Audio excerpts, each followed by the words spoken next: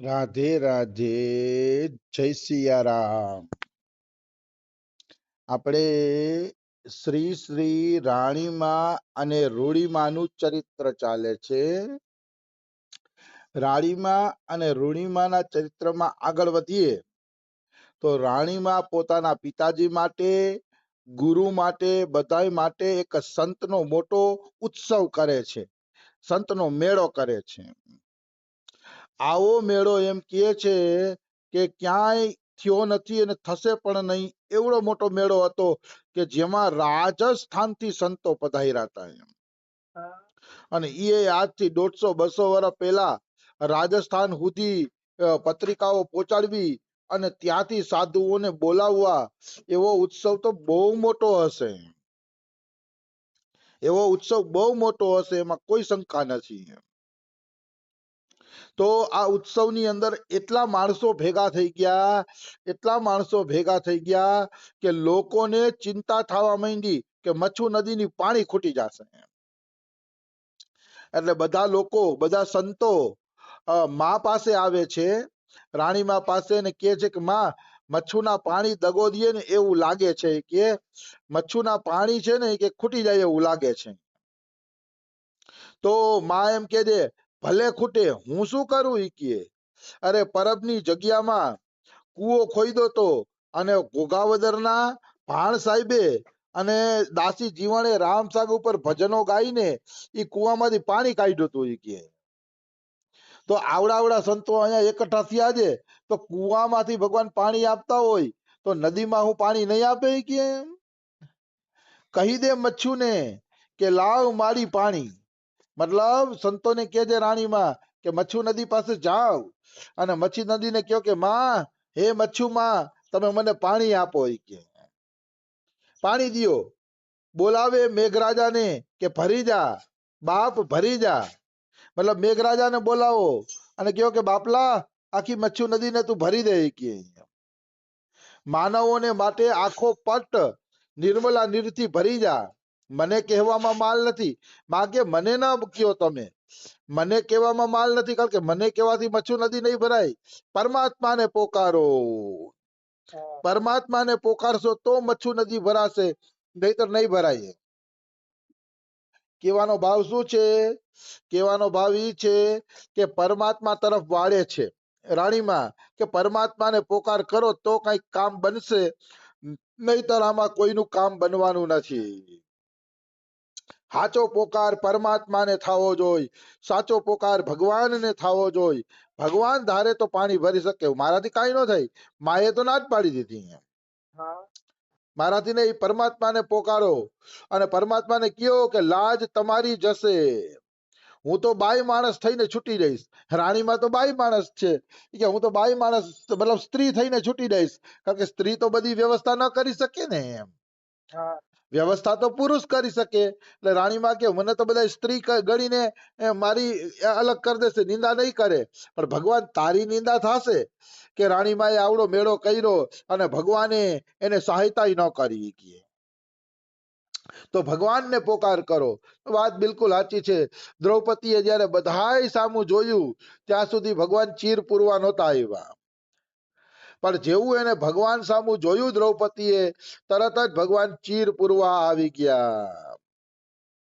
આવી વસ્તુ છે. એટલે ભગવાન ક્યાંય મરી નથી ગયા, ભગવાન કોઈ દી મરતા નથી. એટલે ગમે એ મુસીબતમાં દેખાય કે ન દેખાય, ભગવાનને પોકાર કરો તમે, કારણ કે ભગવાન ક્યારેય અને ક્યારેય મરતા નથી. આવી વસ્તુ છે. ભગવાન ચિન્મય છે, દિવ્ય છે, આત્મા છે, પ્રકાશ સ્વરૂપ છે. એ ક્યારેય મરતા નથી. આપણા ઘરમાં પ્રકાશ હોય તો એને આપણે તલવારથી ચીરા ન પાડી શકીએ, કારણ કે પ્રકાશ છે ને એ કોઈના હાથમાં જ ન આવે, ચીરો ક્યાં જ પાડી શકીએ. એવી રીતે ભગવાન ચિન્મય છે, દિવ્ય છે, પ્રકાશ સ્વરૂપ છે, એ ક્યારેય મરતા નથી. આવી વસ્તુ છે. એક સરસ મજાનું દ્રષ્ટાંત આવે છે કે ભારતના એક પતિ પત્ની ઇંગ્લેન્ડ રહેતા હતા. આ દ્રષ્ટાંત શ્રી શ્રી ડુંગરેજી મહારાજે પોતાની ભાગવતમાં આપેલું છે. એક પતિ પત્ની ભારતના ઇંગ્લેન્ડમાં રહેતા હતા. તો ઇંગ્લેન્ડમાં રહેતા હતા ને તો એ પતિને કઈક ધંધો હતો સારો મજાનો, તે ધંધો બહુ સરસ હાલતો એનો, ધંધામાં એને કાંઈ કમી નહોતી. પણ અચાનક શું થયું, કોઈ કારણસર એને ધંધામાં ખોટ આવી ગઈ, અને એવડી મોટી ખોટ આવી ગઈ ને કે ભાઈ ચિંતામાં પડી ગયા. તો ખાવે નહીં, પીવે નહીં, ભાઈ ચિંતામાં જ રહીએ.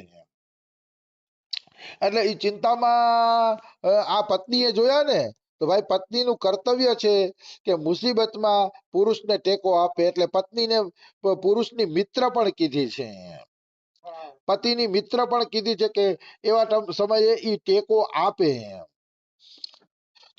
તો ઈ ભાઈ ઉદાસ બેઠા હતા ને, તો એની પત્ની ત્યાંથી કાળી સાડી પહેરીને નીકળી. ઇંગ્લેન્ડમાં એવો નિયમ છે કે કોઈ દુઃખદ ઘટના બની જાય ને ત્યારે કાળા કપડા પહેરે. કોઈ મરી જાય ને એટલે એ કાળા કપડા પહેરે, એવો ઇંગ્લેન્ડમાં નિયમ છે. એટલે પત્ની કાળી સાડી પહેરીને નીકળી.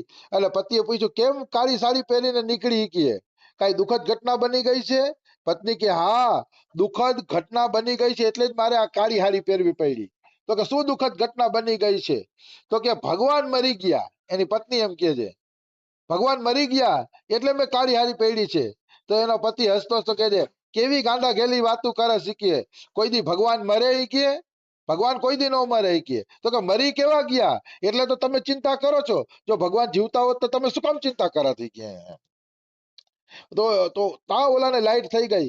પત્ની એમ શિક્ષા દેવા માંગે છે કે ચિંતા ન કરો, ભલે ધંધામાં ખોટ આવી પણ ભગવાન મરી નથી ગયા, ભગવાન આપણું મંગલ કરશે, ભગવાન આપણું મંગલ કરશે કે. ત્યારે પતિએ કીધું કે કાળી હાડી કાઢી નાખ, તારી વાત સાચી છે, ભગવાન નથી મર્યા, ભગવાન આપણે આપણી બરકત આપશે. અને થોડાક દી એને ધંધો કર્યો તો પાછી એને બરકત મળી ગઈ. કહેવાનો ભાવ છે ભગવાન ક્યારેય મરતા નથી. આવી વસ્તુ છે. એટલે ગમે એવી મુસીબત આવી જાય, ગમે એવું સંકટ આવી જાય, કે ગમે એવા સંકટોમાં ઘેરાઈ જાય, પણ ભગવાનનો ભરોસો ક્યારેય છૂટવો ન જોઈએ. કારણ કે ભગવાન ક્યારેય મરતા નથી, બસ મોટી વાત ઈ છે.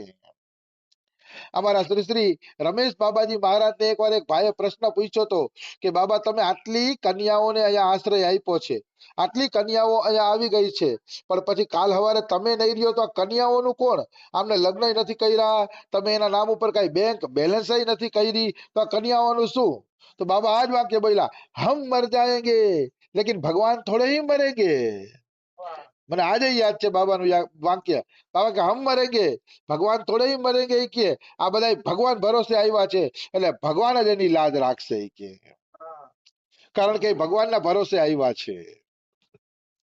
આ મને બહુ જ ગમ્યું બાબાનું વાક્ય કે ભગવાન ભરોસે આવ્યા છીએ તો ભગવાન અવશ્ય લાજ રાખશે, નિશ્ચિત લાજ રાખશે. એટલે યાદ રાખવાનું, કોઈ દી નિરાશ નહીં થવાનું, કોઈ દી ઉદાસ નહીં થવાનું, કારણ કે ભગવાન આપણી સાથે છે, કાયમી માટે સાથે છે. આપણે એના જ અંશ છીએ, એના જ જીવાત્મા છીએ, એટલે ભગવાન હંમેશા સાથે છે એમ માનીને પ્રસન્ન રહેવું જોઈએ, આનંદમાં રહેવું જોઈએ.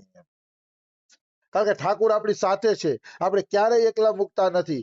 આવા અનંત કોટી બ્રહ્માંડ નાયક ભગવાનનો હાથ આપણા માથે હોય તો શેની ચિંતા? એકે એવી મુસીબત નથી કે જેની ચિંતા ભગવાન દૂર ન કરી શકે. એવી કોઈ મુસીબત નથી, એવું કોઈ એવું ભયનું સ્થાન જ નથી કે જ્યાંથી ભગવાન આપણે કાઢી ન શકે.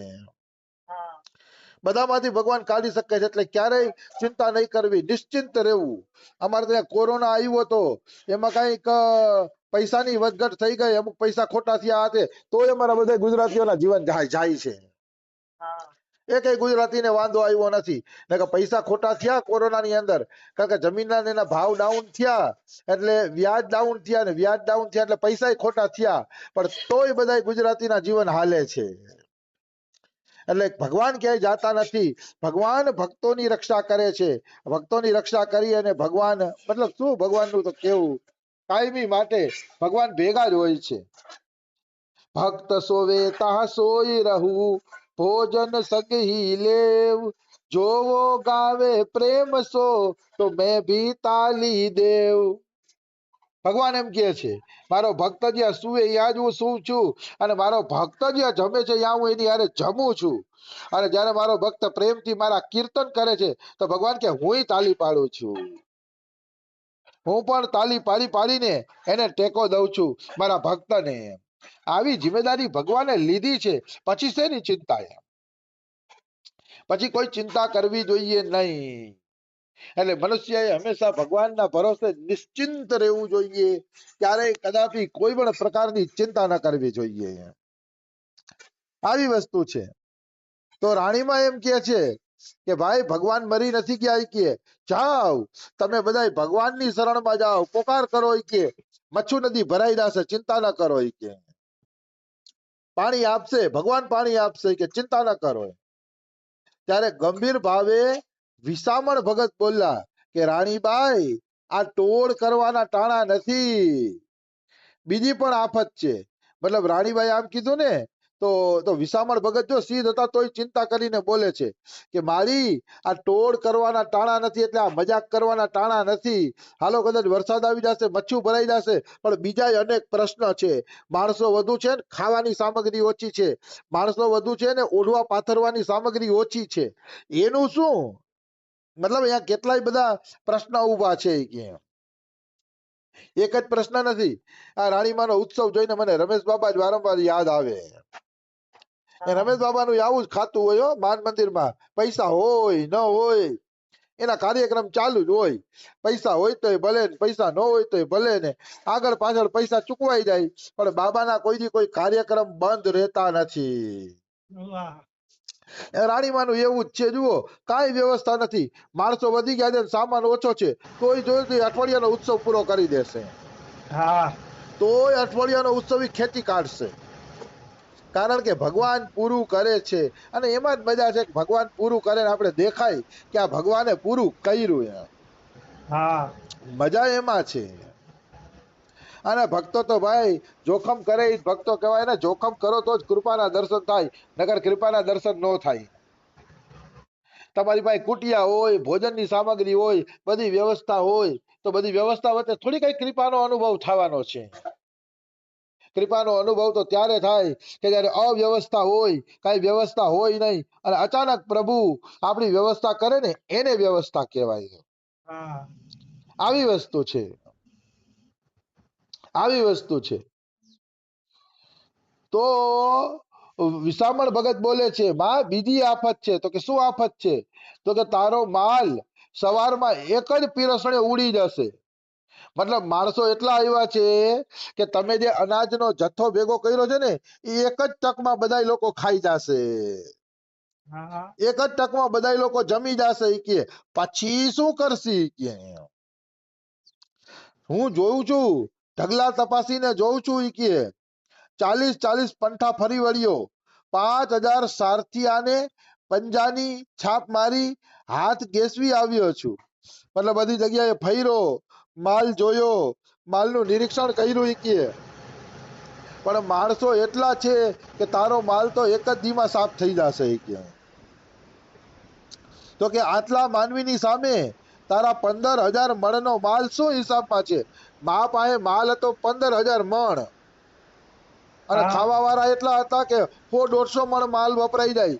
એટલા માણસો આવી ગયા હતા એક જ ટકમાં. તો હવે આ 15000 નો માલ શું કામનો? ઓલો માલ ખાવા વાળા વધુ હતા.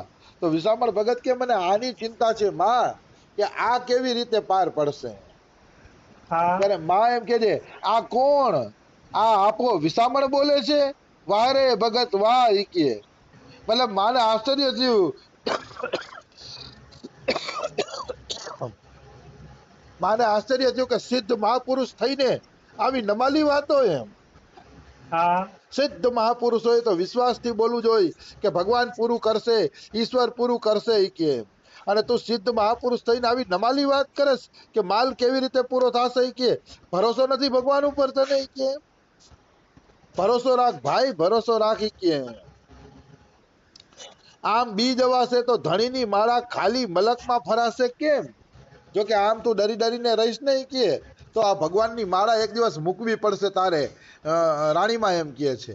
તો માળા ફેરવવાનો અર્થ શું રહ્યો જો આમ ડરી ડરીને રહેવું હોય તો? એમ હવે માં જવાબ આપશે એ બહુ લાંબો છે, આપણે કાલે જ લઈ લેશી. રાધે રાધે, જય સિયારામ. રાધે રાધે.